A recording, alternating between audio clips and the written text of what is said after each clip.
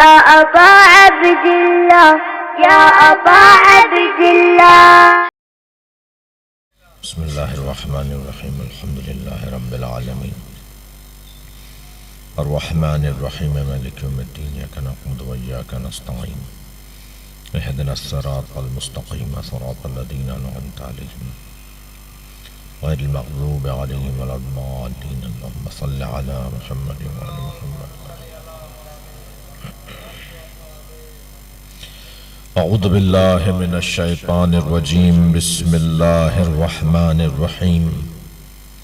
الحمد لله الذي لا يبلغ مدحته القائلون ولا يحصي نعماءه العادون ولا يعدي حقه المجتهدون، الذي ليس لصفته حد محدود ولا نعت موجود ولا وقت معدود ولا أجل ممدود، فطر الخلائق بقدرته ونشر الرياح برحمته. الصلاة والسلام على الرسول المسدد المصطفى العمجد المحمود الأحمد سيدنا ومولانا ومولى الكونين جد الحسن والحسين عاني أبا القاسم محمد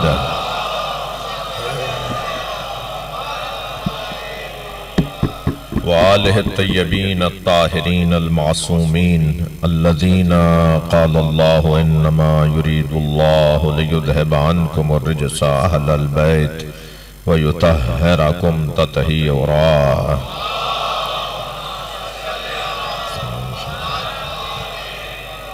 ولعنة الله على أعدائهم أجمعين من يوم عداوتهم إلى قيام يوم الدين. أما بعد، قال الحكيم في قرآن الكريم بسم الله الرحمن الرحيم. يا أيها الذين آمنوا لا ترفعوا لا تقدموا بين يدي الله ورسوله واتقوا الله إن الله سميع عليم. يا أيها الذين آمنوا لا ترفعوا أصواتكم فوق صوت النبي ولا تجهروا له بالقول كجهر بعضكم لبعض أن تحبط أعمالكم وأنتم لا تشعرون.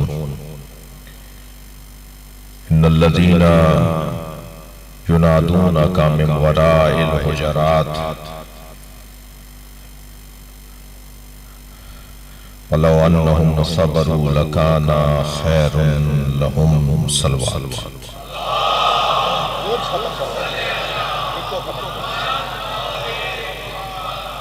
ایک اور صلوات دیا کریں.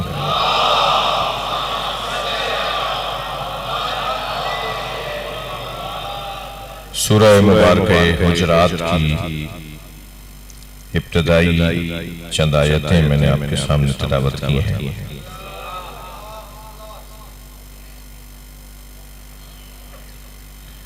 ارشاد حضرت احدیت ہو رہا ہے. یا ایہا الذین آمنوا، اے صاحبان ایمان، لا تقدموا بین ید اللہ ورسولہ، اے صاحبان ایمان اللہ اور اللہ کے رسول سے آگے نہ بڑھو. یا ایہا الذین آمنوا لا تقدموا بین ید اللہ ورسولہ، اے صاحبان ایمان اللہ اور اللہ کے رسول سے آگے نہ بڑھو. واتقوا اللہ، تقوی پروردگار اختیار کرو. ان اللہ سمیع علیم، اور اللہ بہت زیادہ جاننے والا بھی ہے اور بہت زیادہ سننے والا بھی ہے.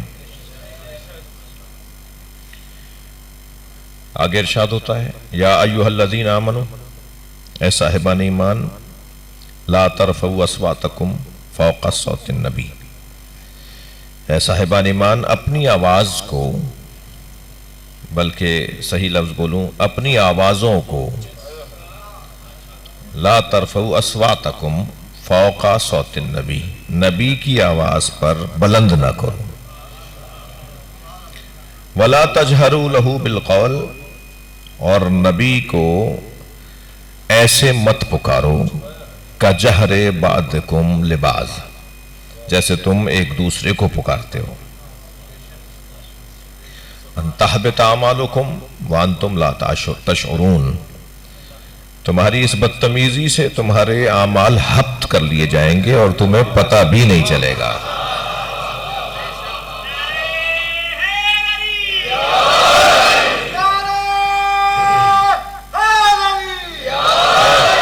تمہاری اس بے ادبی سے تمہارے اعمال حبط کر لیے جائیں گے اور تمہیں پتہ بھی نہیں چلے گا۔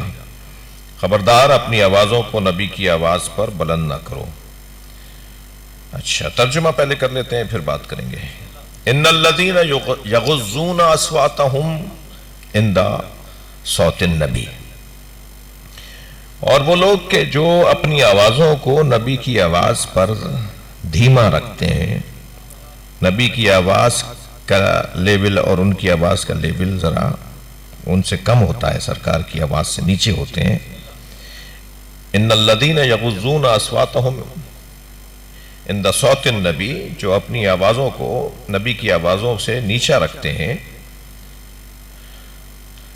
جی اولئک الذین امتحن اللہ قلوبہم للتقوی، یہ وہی لوگ ہیں جن کے دلوں کو اللہ نے تقوی کے لیے آزما لیا ہے۔ کیا ادب بیان ہو رہا ہے سرکار کا۔ ناموس مصطفیٰ ہمارا عنوان ہے، یہ آپ کے ذہن میں ہے۔ ادب مصطفیٰ سرکار دو جہاں کی کا ادب، احترام، یہ گفتگو ہے عشرے کا۔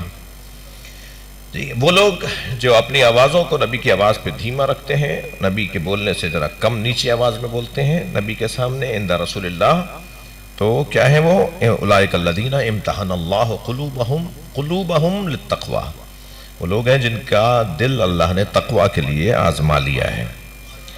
اچھا، پھر یہی نہیں بلکہ لہم مغفرۃ واجر عظیم، گناہ بھی انہی کے معاف ہوں گے۔ اچھا، لہم مغفرۃ، انہوں نے ادب کیا ہے، ادب کرنے سے ان کے گناہ معاف ہوں گے، احترام کرنے سے ان کے گناہ معاف ہوں گے، اور انہی کے لیے بہترین اجر بھی ہے۔ اس کے بعد والی آیت لے لیجئے، ان الذین ینادونک من وراء الحجرات، اور اے میرے حبیب جو تمہیں باہر کھڑے ہو کے آوازیں لگاتے ہیں، جی اے میرے حبیب جو تمہیں باہر کھڑے ہو کے آوازیں لگاتے ہیں، اکثرہم لا یعقلون، ان میں اکثر وہ ہیں جن کی عقل ہی کام نہیں کرتی۔ جی اب میرا ترجمہ ہے نا، یہ صلوات پڑھے ذرا محمد والم۔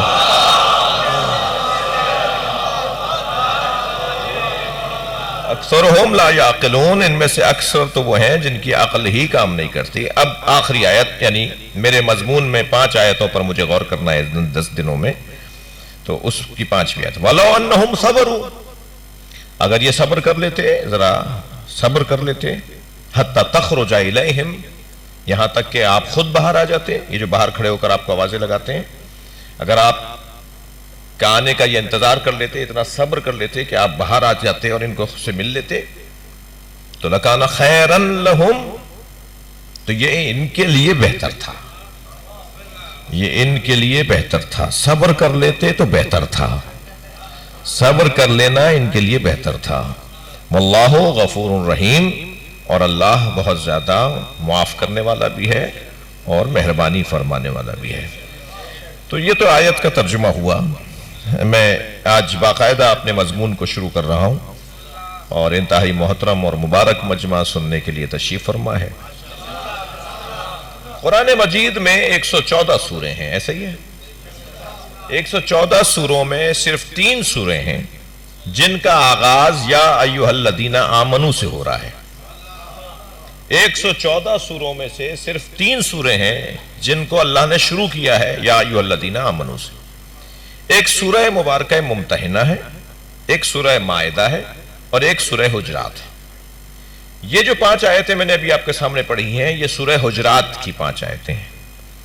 سورہ ممتحنہ کے اندر پروردگار عالم نے، آغاز ہو رہا ہے سورہ ممتحنہ کا، یا ایھا الذین آمنوا اوفوا بالعقود۔ سورہ مبارکہ مائدہ کی کا ارشاد ہو رہا ہے یا ایھا الذین آمنوا لا تتخذوا عدوی وعدوکم اولیاء. جی ایک آیت میں آغاز ہو رہا ہے اے صاحبان ایمان یا ایھا الذین آمنوا اوفوا بالعقود. سورہ ممتحنہ اے صاحبان ایمان اپنے وعدوں کو پورا کیا کرو. تم نے جو طے کیا ہے، معاہدہ کیا ہے، ایگریمنٹ کیا ہے، معاہدہ کیا ہے، تم نے جو معاملہ باندھا ہے اس معاملے کو، اس وعدے کو، اس عہد کو پورا کیا کرو. اللہ مومنوں کو بے وفا نہیں دیکھنا چاہتا، اللہ مومنوں کو وفادار دیکھنا چاہتا ہے.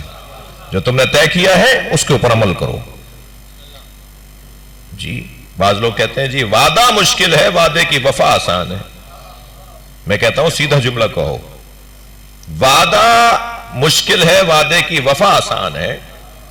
جی وعدہ آسان ہے، وعدے کی وفا. وعدہ آسان کیسے ہے؟ وعدہ تو مشکل ہو جائے گا جب اس کو اچھی طرح سمجھ لیا جائے گا. بول دیا ہم آ جائیں گے اور پھر کہہ رہے ہیں جی وہ میں بھول گیا تھا. آپ نے بولا کیوں؟ کیسے بول دیا تھا؟ جی وہ ہمیں فلاں بہانے تراشیاں. میں محترم مجمع سے خاص طور پہ میرا جوان ایک بڑی تعداد میں سننے آیا ہوا ہے، ان سے گزارش کر رہا ہوں کہ اہل بیت کا چاہنے والا بے وفا نہیں ہوتا. اسے 3 طرح کے وعدوں کا سامنا ہے. اسے 3 طرح کے وعدوں کا سامنا ہے. ایک وعدہ جو اس کے اللہ کے ساتھ چل رہا ہے. الم احد اوفوا بالعقود، اوفوا بالعقود، اپنے وعدوں کو پورا کرو. جو تم طے کر لیتے اسے پورا کرو. وہ جو اللہ کے ساتھ وعدہ چل رہا ہے اسے عہد کہا جاتا ہے. جی الم احد یا بنی آدم ان لا تعبدوا الشیطان، اے بنی آدم کیا تم نے عہد نہیں کیا، اللہ سے وعدہ نہیں کیا کہ تم شیطان کی پیروی نہیں کرو گے؟ کیا تم نے اللہ سے وعدہ نہیں کیا؟ اتنا بڑا مجمع بیٹھا ہے، 5 بچے ذرا ہاتھ اٹھا کے بتائیں کہ انہیں یاد ہے کب وعدہ ہوا تھا اللہ سے. الم احد یا بنی آدم، اے بنی آدم کیا تم نے وعدہ نہیں کیا کہ اللہ تعبد الشیطان، شیطان کی پیروی نہیں کرو گے؟ یہ قرآن ہے. مجھے اپنے حافظے پر یقین نہیں ہونا چاہیے، قرآن پر یقین ہونا چاہیے. اللہ کہہ رہا ہے کہ تم نے وعدہ کیا ہے. تو کب کیا ہے بھائی ہم نے وعدہ؟ ہمیں تو یاد نہیں آ رہا. اتنے بڑے مجمع 5 بھی ہاتھ نہیں اٹھا پائیں گے. جب ہمیں یاد آ جائے کہ ہم نے اللہ سے وعدہ کیا ہے. اصل میں مسئلہ میرے بچوں اور جوانوں یہ ہے کہ میرے اور آپ کے پردادا کی روح اور میرے اور آپ کے پڑپوتے کی روح، اللہ نے ساری روحوں کو ایک ساتھ بنایا تھا. ایک بہت بڑا میدان رہا ہوگا. کیا تصور کریں، روحوں کو جگہ بھی نہیں چاہیے ہوتی کہ جو بڑے میدان کی ضرورت پڑے. جی روح مجرد مخلوق ہے، اسے جگہ نہیں چاہیے ہوتی ہے. یہاں تو ایک وقت کے بعد کہہ دیا جائے گا دروازے بند کر دو، اب جگہ ہی نہیں اندر آنے کی. لیکن یہاں پر ان گنت روحیں آ سکتی ہیں. یعنی بدن یہاں محدود آئیں گے مگر روحیں لامحدود آ جائیں گی. تو اللہ نے ساری روحوں کو ایک ساتھ خلق کیا. میرے اور آپ کے پردادا کی روح بھی اور میری اور آپ کی روح بھی، ہم سب ایک ساتھ خلق ہوئے ہیں روحانی اعتبار سے. جی ہماری روحیں ایک ساتھ خلق ہوئیں. پھر جب اللہ نے ارادہ کیا تو فلاں روح کو میرے دادا کی روح بدن میں اتار دیا، اور فلاں روح کو میرے بدن میں اتار دیا، اور فلاں روح کو ہمارے پڑپوتے کے بدن میں وہ اتار دے گا. ٹھیک ہے، تو روحیں تو سب ساتھ بنی ہیں، بدن مختلف ایام میں آئے ہیں، مختلف دوروں میں آئے ہیں. تو وہ جو اللہ قرآن میں کہہ رہا ہے نا کہ اے بنی آدم کیا ہم نے تم سے عہد نہیں کیا کہ تم شیطان کی پیروی نہیں کرو گے، تو وہ ہمارے بدنوں سے عہد نہیں لیا تھا، وہ ہماری روحوں سے لیا تھا. اور جس روح نے، تھکے نہیں بیٹھے ہیں تو جملہ کر رہا ہوں، جس روح نے اس عالم ارواح میں وعدہ کیا تھا آج وہ مجلس میں بیٹھا ہوا ہے.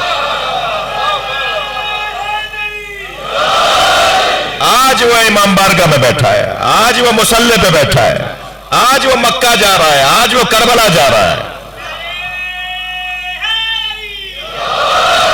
آج وہ مسلمان نظر آ رہا ہے، آج وہ اچھا انسان نظر آ رہا ہے. یہ ہماری روحوں نے پہلے ہی وعدے کیے ہوئے ہیں، بدنوں میں اب وہ چیزیں منتقل ہو رہی ہیں. اگر میری یہ بات آپ کو محسوس ہو گئی ہو تو کیا اسے اور معتبر بنا دوں کہ روحوں نے وعدے کیے تھے اور بدن ان کے مطابق ڈھل رہے ہیں، روحوں کے کیے ہوئے وعدوں کے مطابق آج بدن وفاداریاں کر رہے ہیں۔ یہ جو علی فرما رہے ہیں کہ میری ذوالفقار نسلوں کو دیکھ کے چلتی ہے،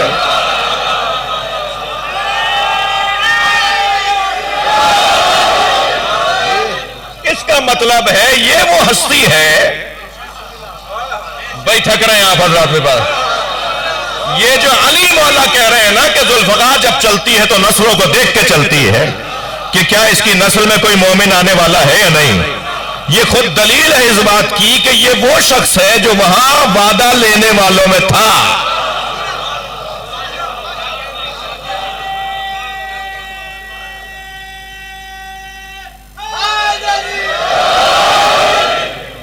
مولا کی تلوار کسی کے سر پر آ جاتی تھی، اچانک تلوار بولنے لگتی تھی یا علی اس کی نسل میں مومن آنے والا ہے، اور مولا تلوار کو کھینچ لیتے تھے اور اسے بھاگنے دیتے تھے۔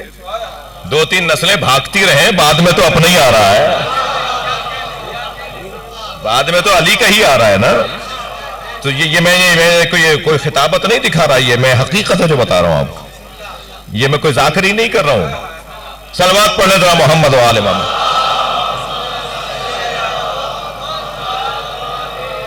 نسلوں کو دیکھ کر ذوالفقار چلتی تھی، اور جب مولا تھکے تو نہیں آپ بھائی میرے عزیز ذرا مجلس ہونے دیں، کچھ دائیں بائیں کیا ہو رہا ہے، ایک صلوات اور پڑھیں ذرا۔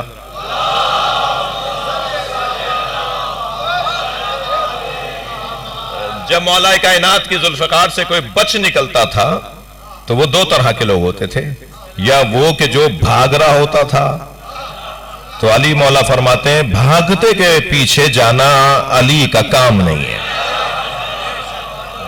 مولا کو بھاگتا ہوا انسان مجبور نظر آتا تھا، اور مجبور پہ تلوار چلانے والا علی کیسے ہو سکتا ہے؟ پیغام بھی ہے علی والوں کو مولا علی کی طرف سے کہ مجبوروں پہ ہاتھ نہیں اٹھاؤ۔ مولا فرماتے ہیں من لم یرحم لم یرحم، جو کسی پہ رحم نہیں کرتا اس پہ بھی رحم نہیں ہوتا۔ اور اس شخص کو چھوڑ دو، اس شخص کو چھوڑ دو، توجہ ہے، اس شخص کو چھوڑ دو جس کا کوئی مددگار نہیں ہے، اس کو چھوڑ دو، جانے دو۔ اگر بھاگ رہا ہے کوئی تو اسے بھاگنے دو، اس لیے کہ وہ مجبور ہے، مجبور پہ ہاتھ نہیں اٹھاؤ۔ یا وہ کہ جو مجبور ہوتا تھا مولا کائنات اسے جانے دیتے تھے جی، یا کون ہوتا تھا جس کی نسل میں کوئی مومن آنے والا ہوتا تھا، علی اسے جانے دیتے تھے۔ اچھا ویسے بھی نہ علی کو خود بھاگنا اچھا لگتا ہے، نہ بھاگتا ہوا اچھا لگتا ہے۔ علی کے چاہنے والوں کو بھاگنے والا نہیں بننا چاہیے، ڈٹنے والا بننا چاہیے۔ اپنے حوصلوں کو بڑھائیے، بچوں اور جوانوں سے کہہ رہا ہوں، اپنی ہمتوں کو بڑھائیے۔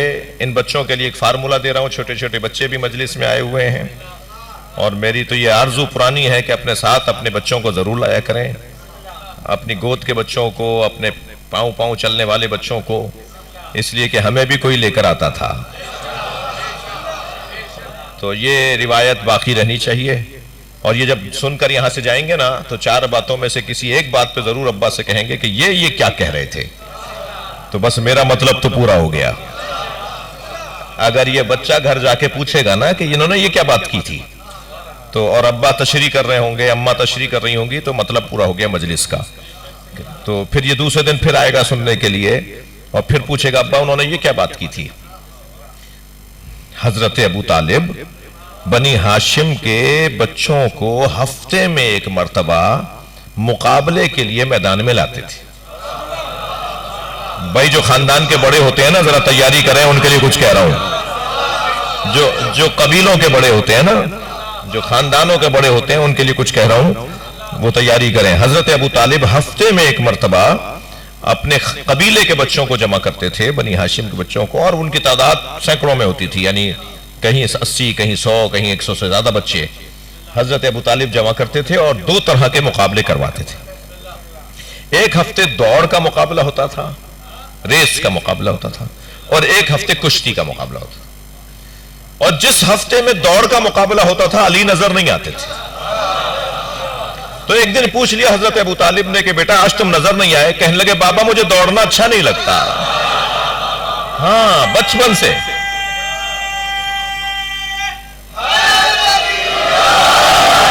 اور جس دن کشتی کا مقابلہ ہوتا تھا سب سے پہلے کھڑے ہوتے تھے. مولا علی سب سے پہلے کھڑے ہوتے تھے. اور اس ہفتے بچے آپس میں طے کرتے تھے کہ آج علی نے کوئی جیت تو سکتا نہیں تھا مولا سے. تو وہ سارے بچے جو ہارے ہوئے ہوتے تھے نا وہ کہتے تھے کہ آج علی نے کیا کیا داؤ لڑے ہیں, کیا کیا پیچ کھیلے ہیں, ہم ایک ہفتے بعد اس کی تیاری کر کے آئیں گے. اور جب دوبارہ مقابلہ ہوتا تھا تو پھر نیا داؤ لے کر آتے تھے جس کی تیاری تو تھی نہیں, کیونکہ مولا نے تو پہلے والی بات کو تکرار ہی نہیں کرتے تھے. تو بحث روشن ہے, بات روشن ہے کہ ہماری روحوں نے کچھ وعدہ کیا تھا تو وہ تو ہمیں یاد نہیں ہے, ہمیں یاد نہیں ہے. مگر قرآن کہہ رہا ہے کہ وعدہ کیا ہے تو ماننا پڑے گا کہ وعدہ کیا ہے. جی ہم نے اللہ سے وعدہ کیا ہے کہ ہم شیطان کی پیروی نہیں کریں گے.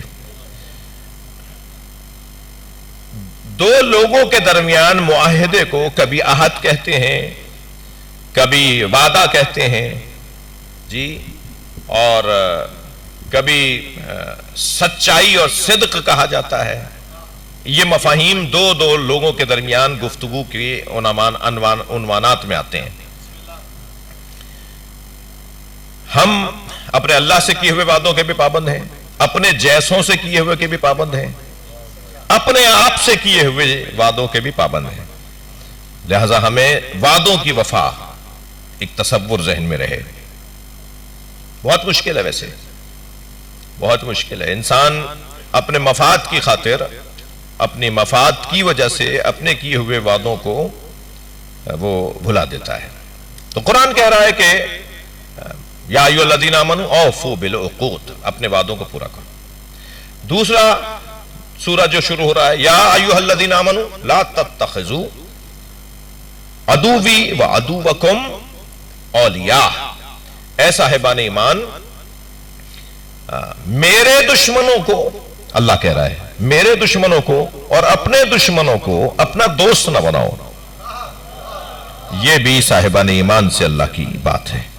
جو مضمون اس وقت میرا ہے جس کے اوپر میں غور کر رہا ہوں وہ ہے یا ایھا الذین آمنوا لا تقدموا بین یدی اللہ ورسولہ, اے صاحبان ایمان اللہ اور اللہ کے رسول سے آگے نہ بڑھو. شروع کروں تفسیر. اے صاحبان ایمان اللہ اور اللہ کے رسول سے آگے نہ بڑھو. لا تقدموا ایک دفعہ ہے, یہ نہیں ہے یا ایھا الذین آمنوا لا تقدموا بین یدی اللہ ولا تقدموا بین رسولہ, یہ نہیں ہے جی. کیا ہے انور صاحب توجہ چاہوں گا, کیا ہے؟ ایک ہی تقدموں میں اللہ اور اللہ کا رسول ہے. ایک ہی تقدموں میں اللہ اور اللہ کے رسول کے آگے نہ چلو. تو اللہ کہیں چل رہا ہے معاذ اللہ, جو اللہ سے آگے نہ چلو. رسول اللہ کا چلنا تو تصور میں آ سکتا ہے, اللہ کہیں چل رہا ہے اللہ کہیں ہے معاذ اللہ, یہ والی بحث کروں گا تو شرک کی طرف چلا جاؤں گا. مگر میں تو قرآن سمجھنا چاہتا ہوں نا. اللہ کہہ رہا ہے کہ اللہ اور اللہ کے رسول سے آگے نہ بڑھو, تو اللہ کہاں ہے جس سے آگے نہ بڑھو کا حکم ہے؟ ایک ہی تقدموں میں اللہ کا ذکر بھی ہے, رسول اللہ کا ذکر بھی ہے. کہیں کونے سے آواز نہ آ جائے کہ یہ شرک ہو رہا ہے. اللہ اپنے ساتھ رسول اللہ کے لیے وہی حکم لگا رہا ہے, جو حکم اللہ کے لیے ہے وہی حکم رسول اللہ کے لیے ہے. یہ شرک نہیں ہے, تم نے مفہوم توحید سمجھا ہی نہیں ہے.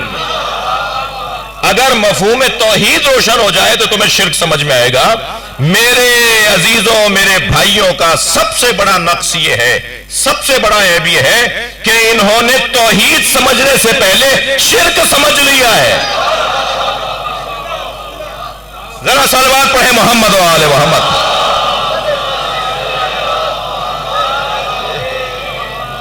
انہیں مشرک تو ضرور نظر آتے ہیں, موحدوں کی انہیں شناخت نہیں ہے. یہ کیا, اس کو کیسے مانیں گے؟ اطیعوا اللہ. اچھا یا ایھا الذین آمنوا سورہ مبارکہ آل عمران, یا ایھا الذین آمنوا اطیعوا اللہ واطیعوا الرسول واولی الامر منکم, اے صاحبان ایمان اللہ کی اطاعت کرو یہاں پھر دوبارہ اطیعوا آیا ہے اور اللہ کے رسول کی اطاعت کرو، اس لیے کہ اللہ کی اطاعت اور اللہ کے رسول کی اطاعت میں فرق ہے جی۔ مثلا ارشاد ہو رہا ہے فالذین آمنوا بہ وعذروہ ونصروہ واتبعوا نور الذی انزل معہ، صاحبان ایمان وہ لوگ ہیں، بڑے لوگ وہ ہیں جو اللہ پر ایمان رسول اللہ پر ایمان رکھتے ہوں، فالذین آمنوا بہ جو رسول اللہ پر ایمان رکھتے ہوں، وعذروہ اور جو رسول اللہ کی تعظیم کرتے ہوں، ونصروہ اور جو رسول اللہ کی نصرت کرتے ہوں، واتبعوا نور الذی انزل معہ اور اس نور کی اتباع کرتے ہوں جو رسول کے ساتھ نازل ہوا ہے۔ اہل دقت بیٹھے ہوئے ہیں بھائی، قرآن کا مطالعہ کرنے والوں سے میں مخاطب ہوں۔ اطیعوا اور اتبعوا یہ دو علیحدہ لفظ ہیں۔ اطیعوا کا لفظ جہاں پر بھی استعمال ہوگا وہاں صرف قول ہی قول کی باتیں ہوں گی، اور جہاں اتبعوا کا لفظ آئے گا وہاں قول کے ساتھ فعل بھی ہے۔ اللہ نبی کی اور اپنی اطاعت کی بات کر رہا ہے اور وہاں اتباع کی بات کر رہا ہے۔ جہاں عمل نہ ہو وہاں اتباع ہے، لہذا اللہ کے عمل نہیں ہے۔ اللہ نماز پڑھ کے دکھائے گا ایسے نماز پڑھو، اللہ روزہ رکھ کے دکھائے گا ایسے روزہ رکھو، رسول اللہ کریں گے نہیں کام، رسول اللہ نماز پڑھیں گے نا، رسول اللہ روزہ رکھیں گے، لہذا رسول اللہ کے لیے اتباع کا لفظ اور اطاعت کا لفظ دونوں ہیں، لیکن اللہ کے لیے صرف اطاعت کا لفظ آئے گا، اس لیے کہ وہاں صرف قول ہے فعل نہیں ہے۔ جہاں جہاں صرف قرآن فہمی کا ذوق رکھنے والوں سے بات کر رہا ہوں، جہاں جہاں صرف اطاعت کا لفظ آئے گا وہ قول ہے، اور جہاں اتباع کا لفظ آئے گا وہ قول بھی ہے اور فعل بھی ہے، مگر اللہ کے ہاں فعل نہیں ہے۔ ہم نماز کیسے پڑھیں؟ اللہ پڑھ کے دکھائے گا نہیں، معاذ اللہ، اللہ نماز نہیں پڑھ کے دکھائے گا۔ کون پڑھ کے دکھائے گا؟ نبی فرمائیں گے صلو کما رأیتمونی اصلی، نماز پڑھو جیسے مجھے نماز پڑھتے ہوئے دیکھ رہے ہو۔ اہل دقت بیٹھے ہیں، میں تو لطف لیے بغیر آگے نہیں جاؤں گا۔ سرکار نے یہ نہیں فرمایا صلو کما اصلی، نماز پڑھو جیسے میں پڑھ رہا ہوں، سرکار نے فرمایا صلو کما رأیتمونی اصلی، نماز پڑھو جیسے مجھے پڑھتے ہوئے دیکھ رہے ہو۔ یعنی نبی نماز بھی دکھانا چاہتے ہیں، اپنا دیدار بھی کرانا چاہتے ہیں۔ صلو کما اصلی نہیں، نماز پڑھو جیسے میں پڑھ رہا ہوں نہیں، نماز پڑھو جیسے مجھے پڑھتے ہوئے دیکھ رہے ہو، مجھے پڑھتے ہوئے دیکھو۔ اللہ اکبر، ہم کہاں سے دیکھیں؟ ہم کیسے دیکھیں؟ جب 25 سال کے بعد مولا کائنات نے پہلی سرکاری اور رسمی نماز پڑھائی، پہلی رسمی نماز مولا کائنات نے 25 سال کے بعد جب پڑھائی تو نماز مکمل ہونے کے بعد اصحاب آپس میں کہنے لگے لقد ذکرتنی صلاۃ محمد، آج علی نے ہمیں محمد کی نماز یاد دلا دی۔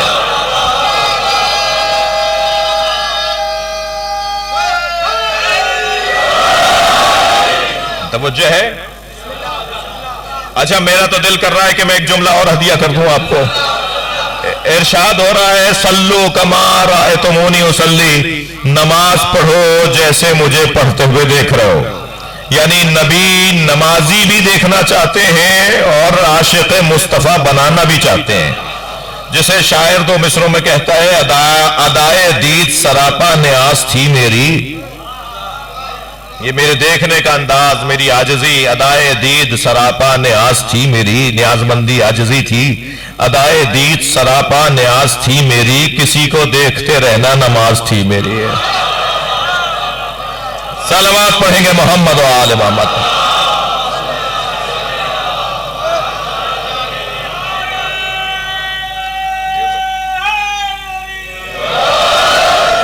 بلند تر صلوات۔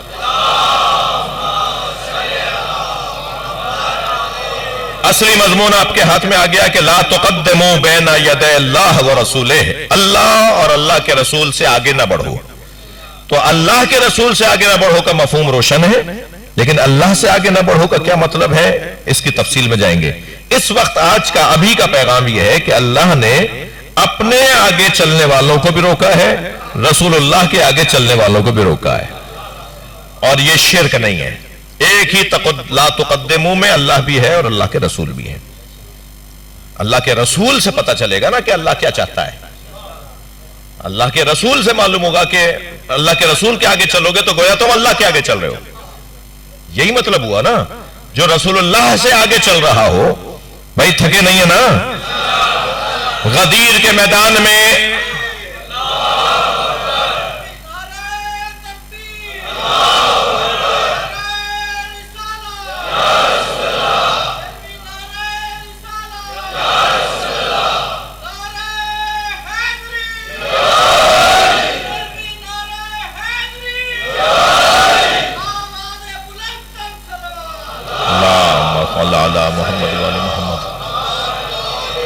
آمادہ ہے. ایک جملہ کہہ دوں, لا تقدموا بین یدی اللہ ورسولہ, اللہ اور اللہ کے رسول سے آگے نہ بڑھو.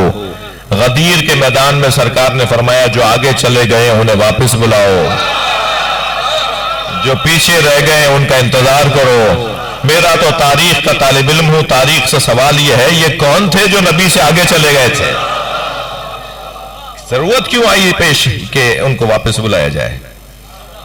اللہ اور اللہ کے رسول سے آگے مت بڑھو. لا تقدموا بین یدی اللہ ورسولہ واتقوا اللہ, تقوی پروردگار کے خلاف ہی ہے. تقوی اختیار کرو. اور اللہ بہت زیادہ سننے والا بھی ہے اور جاننے والا بھی ہے. دوسری آیت کا ترجمہ سن لیجئے. یا ایھا الذین آمنوا لا ترفعوا اصواتکم فوق صوت النبی, اے صاحبان ایمان اپنی آوازوں کو نبی کی آواز پر اونچی نہ کرو. اونچا نہ بولو نبی کے سامنے, اونچا نہ بولو نبی کے سامنے. تمہارا اونچا بولنا تمہارے اعمال کو حبط کروا دے گا. ان تحبط اعمالکم, تمہارے اعمال کو, ان تحبط اعمالکم, تمہارے اعمال کو حبط کروا دے گا. تمہارے اعمال حبط ہو جائیں گے. فاعل ہے, اعمال فاعل ہے, تحبط فعل ہے. تمہارے اعمال حبط ہو جائیں گے. وانتم لا تشعرون, اور تمہیں پتہ بھی نہیں چلے گا. جی ڈاکٹر حضرات سن کر کے انجیکشن, چیرا آپریٹ کرتے ہیں نا, پتہ بھی نہیں چلتا کہ کیا لگایا اور کیا نکال لیا. پتہ بھی نہیں چلے گا کہ نمازیں ضائع ہو گئی ہیں, پتہ بھی نہیں چلے گا کہ روزے ضائع ہو گئے ہیں. یہ تو بہت ہی سج سج کے جا رہا ہوگا محشر میں کہ میں تو 2 حج لے کے جا رہا ہوں اور میں نے تو اتنی زکاتیں دی ہیں وہ لے کے جا رہا ہوں. جب نامہ عمل سامنے آئے گا تو ساری لائنیں خالی ہوں گی. زکات کے آگے کی لائن خالی, حج کے آگے اللہ میں نے تو حج کیا تھا, میں نے تو نماز پڑھی تھی, میں نے تو روزے رکھے تھے. تو آخر میں ایک جملہ لکھا ہوگا تم نے نبی کی آواز پر آواز اونچی کی تھی, ہم نے تمہارے اعمال ضائع کر دیے. تو میں اس بحث میں نہیں جاؤں گا کیونکہ میرے عزیز محترم سامعین میں ایک بڑی تعداد میں میرے سنی بھائیوں کی ہے اور میں خود بھی سنی ہوں.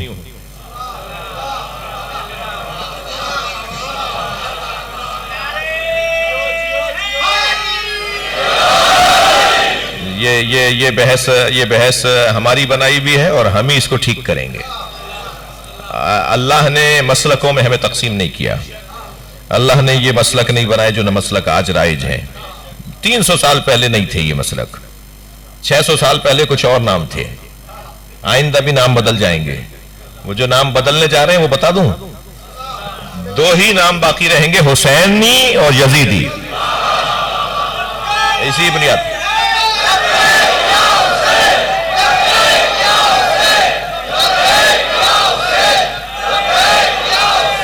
بلند تر صلوات پڑھیں گے نبی کی ذات پر. میں نے یہ بات اس لیے کی کہ یہاں بہت سارے پیغامات ہیں کہ یہ جو نبی کے ادب سے متعلق ہے. تو پہلے پیغام, آج کا پیغام یہ ہو گیا. میں کل اور بات ایک منزل آگے پڑھوں گا. آج پہلا پیغام یہ ہو گیا کہ 3 آیتوں میں, 3 سوروں میں آغاز میں اللہ نے صاحبان ایمان سے بات کی ہے. ان میں سے ایک سورہ حجرات ہے اور سورہ حجرات میں پہلی 5 آیتیں, اچھا یہ 18 آیتوں پر مشتمل سورہ ہے اور یہ 26ویں پارے میں یہ سورہ ہے. اور یہ سورہ اخلاقیات اور تہذیب کا سورہ ہے. یعنی میں ان بچوں اور جوانوں سے کہوں گا کہ اب میرے کہنے سے ہی صحیح تم سورہ حجرات کو ایک مرتبہ جا کے دوبارہ پڑھو, اس کا ترجمہ بھی پڑھو, اس کی تفسیر میں بھی جاؤ. جتنا سورہ حجرات کو ہم پڑھیں گے اتنا ہی ہمارے اخلاقیات اچھے ہوں گے. اور ماہ محرم میں ہم امام حسین کے صدقے میں اپنے آپ کو بہتر کرنے کے لیے جمع ہوئے ہیں. تو یہ نبی کو اللہ, نبی کا ادب ہمیں سکھا رہا ہے. کہ میرے نبی کے آگے نہ بڑھو، نبی کے آگے نہ بڑھو، نبی کے آگے نہ بڑھو۔ کس کے آگے نہ بڑھیں؟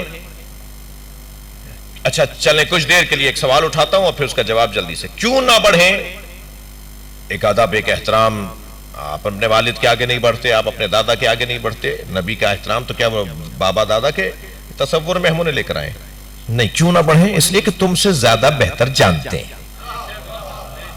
جو جس سے زیادہ بہتر جانتا ہے اور اسے اس پہ یقین ہو کہ یہ مجھ سے زیادہ بہتر جانتا ہے، اس سے آگے نہیں بڑھنا۔ وہ جیسا کہے گا ایسا ماننا پڑے گا۔ یا تو تم ثابت کرو کہ تم زیادہ قابل ہو، یا ثابت کرو کہ تم زیادہ قابل ہو۔ اور جب ہم زیادہ قابل نہیں ہیں تو ہمیں ماننا پڑے گا جو قابل ہے وہ ہے۔ جی یہ ایک موٹا 4-6 باتیں ہیں، ان میں سے ایک بات یہ ہے کہ کیوں آگے نہ بڑھیں؟ اللہ اور اللہ کے رسول وہ ہم سے زیادہ جانتے ہیں، وہ ہماری مصلحت کو زیادہ جانتے ہیں۔ بھائی ہمارا تو حال یہ ہے، تھکے نہیں ہیں، ایک جملہ کہہ رہا ہوں، ہمارا تو حال یہ ہے کہ ہم اپنے آپ کو نہیں جانتے۔ تو جب ہم اپنے آپ کو نہیں جانتے تو اپنی مصلحتوں کو کیسے جانیں گے؟ ہمیں اپنا پتہ نہیں ہے کہ ہم کیا ہیں۔ چھوٹے بچے 7 سال تک کی عمر کے بچوں کو ہاتھ مارنا غصے سے، یہ آج جدید طب بھی منع کرتی ہے اور اسلام بھی منع کرتا ہے۔ مجھے مولا معاف کریں، میں نے جدید طب کو جلدی بول دیا، پہلے ہمیں بولنا چاہیے کہ اسلام منع کرتا ہے، اسلام منع کرتا ہے، دین منع کرتا ہے اور جدید طب بھی منع کرتی ہے۔ یہ جو ایک تھپڑ آپ مارتے ہیں نا 7 سال سے چھوٹے بچے کو، جسے اللہ نے بادشاہ بنایا ہے، بادشاہ کو مارنے کی کسی کو جرت ہے؟ معصوم فرما رہے ہیں یہ بادشاہ ہے تمہارا، بادشاہ کو مار سکتا ہے کوئی؟ ہم مار دیتے ہیں اپنے بچے کو تھپڑ۔ یہ جو 7 سال کے بچے کو تھپڑ مارتے ہیں، اس پہ آج جدید طب یہ کہتی ہے کہ اس کی سینکڑوں صلاحیتیں، جیسے درخت سے پتے جھڑتے ہیں ایسے سینکڑوں صلاحیتیں اس سے جھڑ جاتی ہیں، جو ممکن ہے اسے اگر عمر ملے گی 80 سال تک کی تو 70 سال کی عمر میں ایک صلاحیت اسے کام آتی، آپ نے تھپڑ مار کے اسے جھاڑ دیا، آپ نے اس کی قابلیت کو برباد کر دیا، آپ نے اس کا مستقبل داؤ پہ لگا دیا ایک تھپڑ مار کے۔ برداشت کرو۔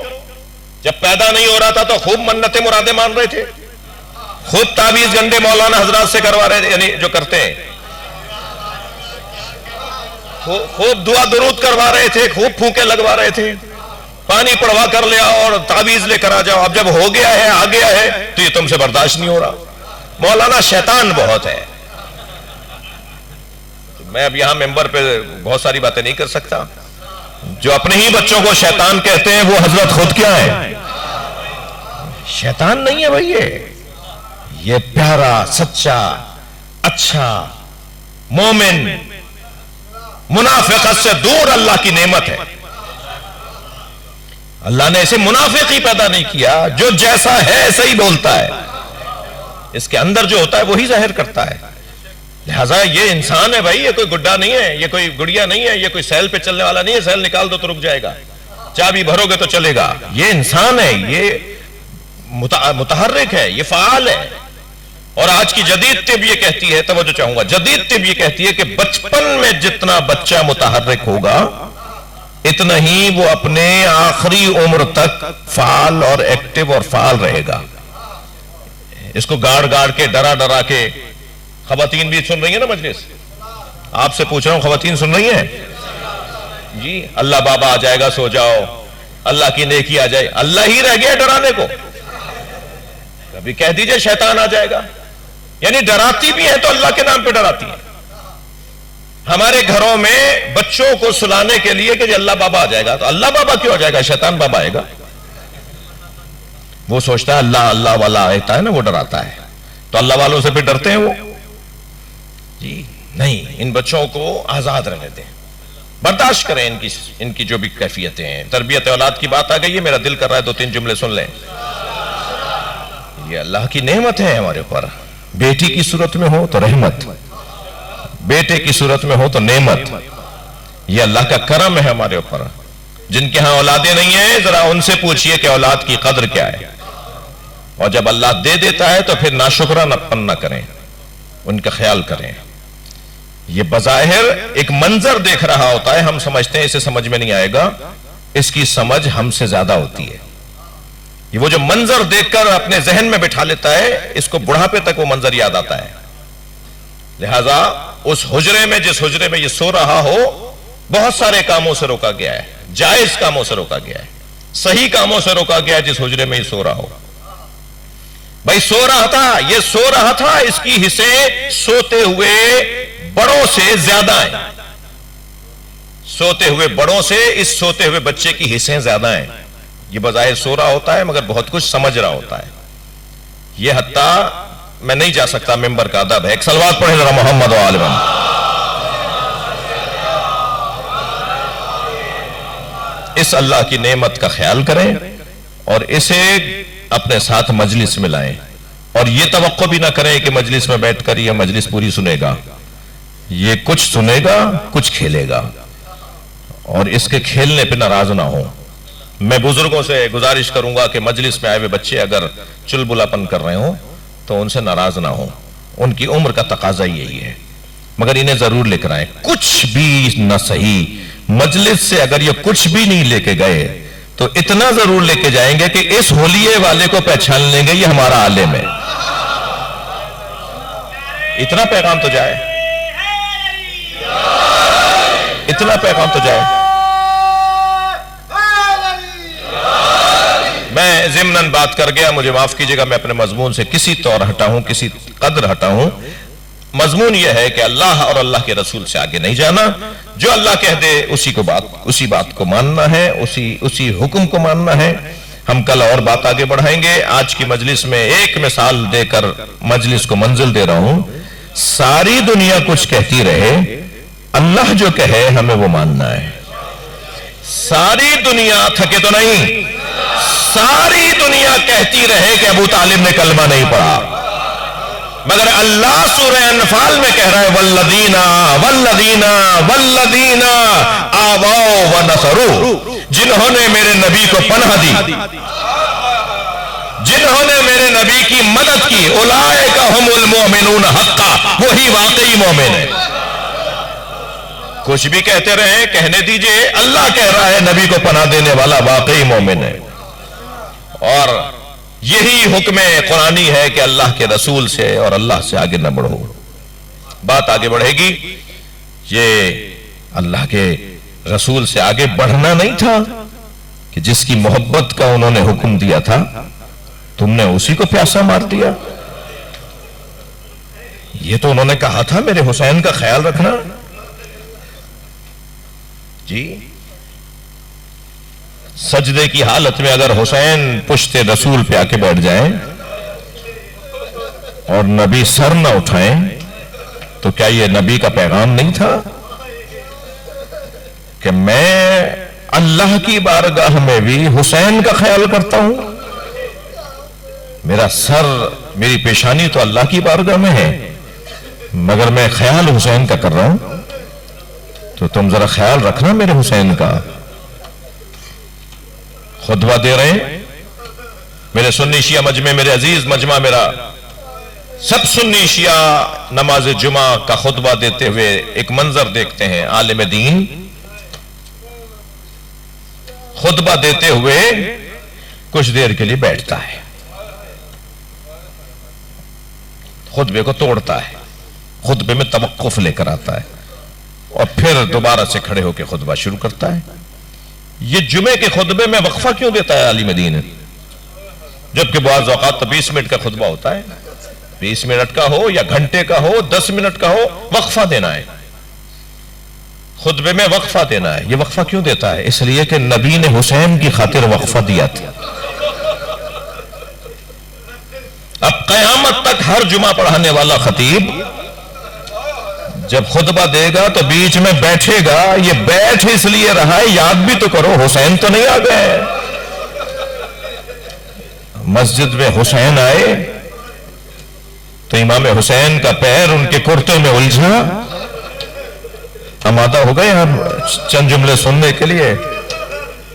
جب کربلا کے لیے امام حسین نے مدینے کو چھوڑا ہے نا، روایت سن لیجئے، جب کربلا کے لیے امام حسین نے مدینے کو چھوڑا، تو ابھی کچھ فاصلے پر مدینے سے باہر امام کا قافلہ گیا تھا. حضرت عباس اپنا گھوڑا دوڑاتے ہوئے امام حسین کے قریب آئے. ان کی ذمہ داریوں میں سے تھا. آ کے کہا مولا ہمارے قافلے کے پیچھے ایک چھوٹا سا قافلہ چل رہا ہے. پوچھا کس کا قافلہ ہے؟ کہا صحابی پیغمبر عبداللہ ابن عروہ غفاری کا قافلہ ہے. امام حسین نے سنا، فوراً گھوڑے سے کہا اے ذوالجناح مجھے نانا کے صحابی تک لے جا. نانا کے صحابی کو کیا دیکھا کہ ہاتھ پیروں میں راشا ہے، کمر خمیدہ ہے، بال سفید ہیں، گھوڑے پہ ان سے بیٹھا نہیں جا رہا. آگے بڑھ کر کہا نانا کے صحابی اس بڑھاپے میں کہاں کا ارادہ ہے؟ فرمایا حسین تم چھوٹے سے تھے، نبی خطبہ دے رہے تھے، تم مسجد میں آئے، تمہارا پیر تمہارے کرتے میں الجھا، تم زمین پر گرے، نبی نے ممبر چھوڑ دیا، تمہیں اپنی گود میں لے کے ممبر پہ اپنے ساتھ بٹھایا اور ہم سب سے مخاطب ہو کر کہا میرے حسین کو غور سے دیکھو، اگر یہ اپنے خانوادے کے ساتھ اپنا وطن چھوڑ رہا ہو اور تم میں سے کوئی زندہ ہو تو دیکھو میرے حسین کو تنہا نہ چھوڑنا، میرے حسین کی مدد ضرور کرنا. اے حسین میں بوڑھا ضرور ہوں مگر مجھے نبی کی وصیت پہ عمل کرنا ہے، میں تمہاری مدد کرنے کے لیے جا رہا ہوں. امام کی آنکھوں میں آنسو آئے، گلے سے لگایا نانا کے صحابی کو اور فرمایا پھر چلیے ہمارے ساتھ، ہمارے قافلے میں چلیے، علی اکبر آپ کی خدمت کریں گے، عباس آپ کے کام آئیں گے.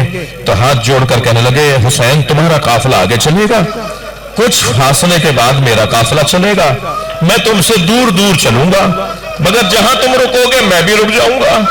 امام نے فرمایا آپ ایسا کیوں کرنا چاہتے ہیں؟ فرمانے لگے اس قافلے میں نبی زادیوں کی سواری ہے، اس قافلے میں زینب کی سواری ہے. میں کہوں گا عبداللہ ابن عروہ غفاری تم نے بڑا ادب کیا، 11 محرم کو ہوتے تو دیکھتے سیدہ زینب کے سر سے چادر اتری اور بی بی آوازیں دیتی رہی کوئی ہے جو مجھے چادر لا دے. کسی نبی کی امتیوں نے جو کلمہ بھی پڑھ رہے تھے انہیں نبی زادیوں کا خیال نہیں کیا. اجرکم اللہ، اجرکم اللہ. آمادہ ہو گئے آپ گریہ کرنے کے لیے. بس 2 جملے اور سن لیجئے. یہ قافلہ آج 2 محرم ہے، یہ قافلہ امام حسین کا مدینہ سے مکہ گیا.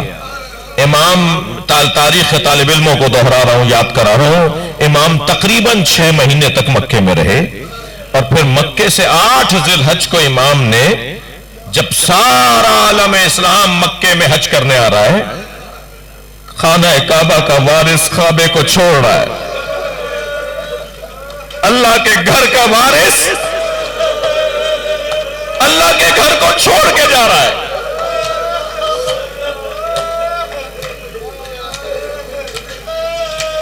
اگر آپ کا ویزا لگ جائے، بیگ بن جائے، ٹکٹ آ جائے اور ایئرپورٹ سے آپ کو کوئی واپس کر دے، خدا نہ کرے کبھی حج پہ جانے والے اور زیارت پہ جانے والوں کے ساتھ ایسا ہو، لیکن کبھی اگر خدا نہ خواستہ ایسا ہو گیا تو میں اپنے اوپر رکھ کر اپنا حال بتا رہا ہوں، شاید مجھ سے تو 2 دن تک نیند نہیں آئے گی یہ سوچ سوچ کے کہ شاید میرے مولا نے مجھے نہیں بلایا، مجھے ایئرپورٹ سے واپس کر دیا گیا.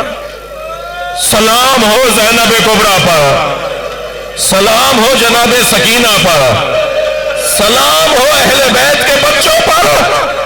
سارا عالم اسلام مکے میں آ رہا ہے اور اہل بیت جو مکے کے وارث ہیں وہ مکے کو چھوڑ کے جا رہے ہیں. اور پھر فرمایا امام حسین نے عباس نے بتاؤ ہم کیوں جا رہے ہیں؟ پھر حضرت عباس نے خطبہ ارشاد فرمایا اور فرمایا ہم مکہ اس لیے چھوڑ کر جا رہے ہیں کہ حاجیوں کے درمیان کچھ لوگ حسین کو مارنے آئے ہیں. اگر خانہ کعبہ میں نبی کے نواسے کو مار دیا تو امت کا کوئی فرد بھی مکے میں محفوظ نہیں رہے گا، امت کا کوئی فرد بھی خانہ کعبہ میں محفوظ نہیں رہے گا. ایک جگہ تو رہنے دو جہاں امن ہو، جہاں لوگ پریشان ہو تو آ کر اللہ سے بات کریں، کوئی جگہ تو جائے امن میں باقی رہ جائے. امام نے امت کی خاطر اور کعبے کی حرمت کی خاطر اپنے حج کو تبدیل کر دیا. سب حج کے لیے آ رہے ہیں، حسین کعبے کو مڑ مڑ کے دیکھ رہے ہیں. عقیدت مندوں سے بات کر رہا ہوں، حسین کے مریدوں سے بات کر رہا ہوں. جب حسین نے کعبے کو مڑ کے دیکھا ہوگا تو عجب نہیں کعبے نے کہا ہو حسین دیواریں یہاں رہیں گی مگر روح کعبہ تمہارے ساتھ جا رہی ہے. یہ جو کربلا رش کے کعبہ بنی ہے نا زمین, خانہ کعبہ سلام کرتا ہے کربلا کو, خانہ کعبہ سلام کرتا ہے کربلا کو. یہ اس لیے کہ کعبے کی حرمت حسین نے بچائی ہے. امام نے مکہ چھوڑ دیا. ابھی قافلہ جو رونے آئے ہیں وہ تھکیں گے نہیں. ابھی قافلہ مکے سے باہر نکلا تھا. پہلی منزل پر امام حسین نے خیمے لگوائے. مکے سے باہر عراق کی جانب کربلا کی طرف جا رہے ہیں. خیمے لگوائے, خیمے میں بیٹھے ہوئے تھے کہ اچانک کرسی چھوڑی, خیمے سے باہر آئے اور باہر آ کے کوفے کی طرف رخ کر کے کہا علیک السلام یا اخی مسلم, میرے بھائی مسلم تم پر بھی میرا سلام. کچھ فاصلے پہ حضرت عباس سے دوڑتے ہوئے آئے, کہا مولا کیا میرا بھائی مسلم آ گیا؟ مولا حسین نے فرمایا میرے بھائی کو کوفے میں غربت میں مارا جا رہا ہے, مسلم کو غربت میں مارا جا رہا ہے. اجرکم اللہ.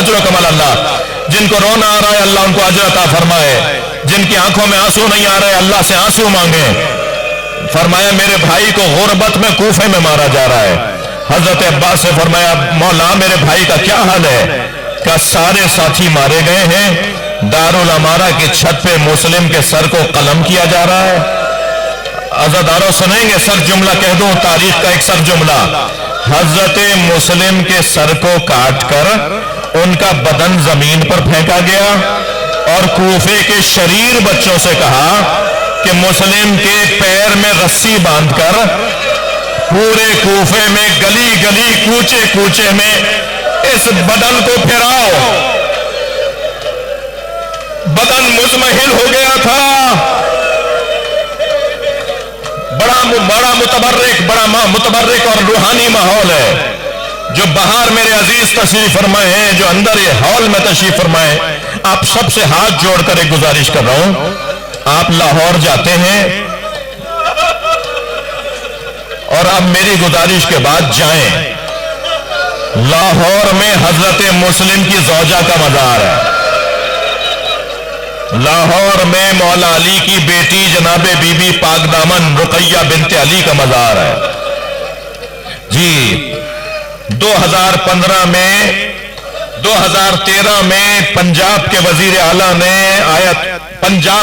اعلیٰ نے حرم امام رضا آستانہ قدس رضویہ کو خط لکھا کہ ہمارے یہاں لاہور میں ایک بی بی سے متعلق کہا جاتا ہے کہ یہ علی کی بیٹی ہے.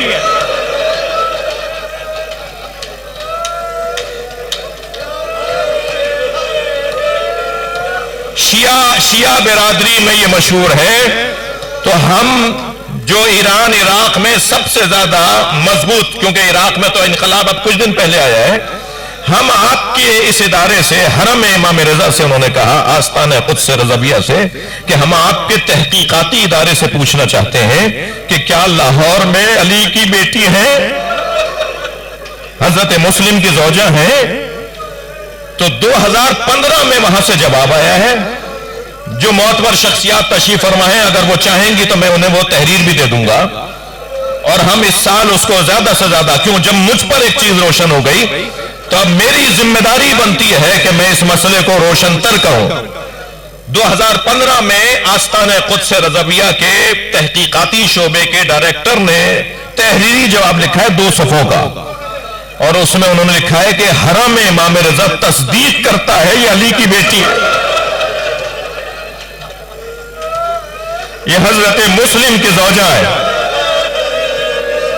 یہ ان چھوٹے چھوٹے بچوں کی ماں ہے جن کے لاشیں نہیں ملے. اجرکم اللہ. اپنی آوازوں کو آزاد کریں گے. جب روتے ہیں نا, جب آپ بلند آواز سے روتے ہیں تو امام جعفر صادق دعا دیتے ہیں.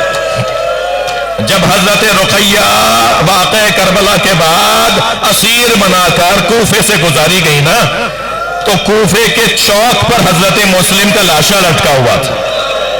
کوفے کے چوک پر حضرت مسلم کا لاشا لٹکا ہوا تھا، ان کا اونٹ دور سے جا رہا تھا، انہوں نے التماس کی کہ میرا اونٹ لاشے کے قریب لے جاؤ۔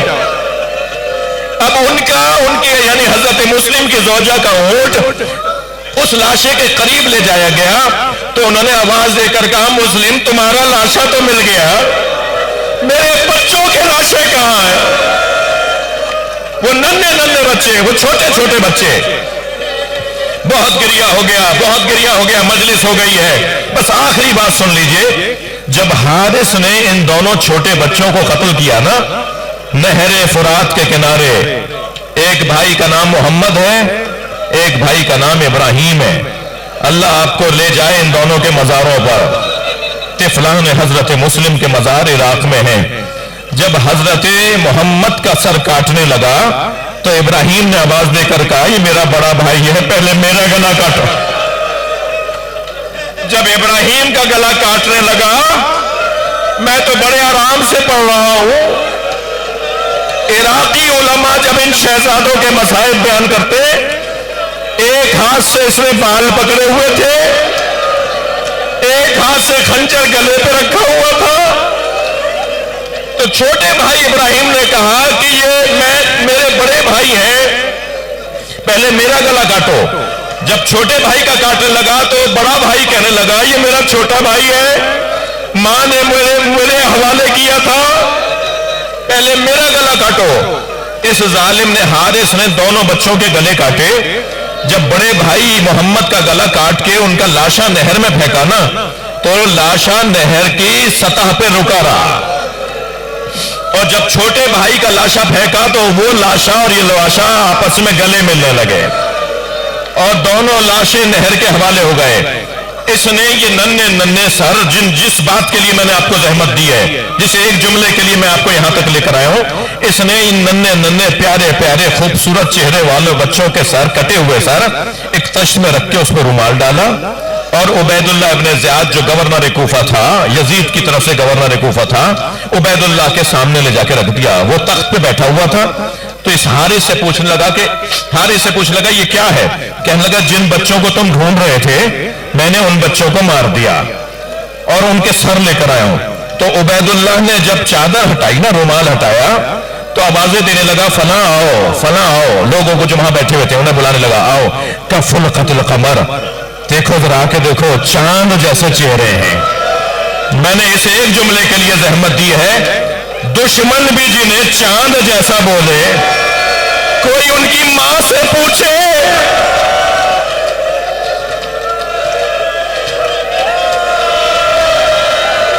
اللہ لعنت اللہ علی قوم الظالمین فسیعلم الذین ظلموا ای منقلب ینقلبون۔ یا حسین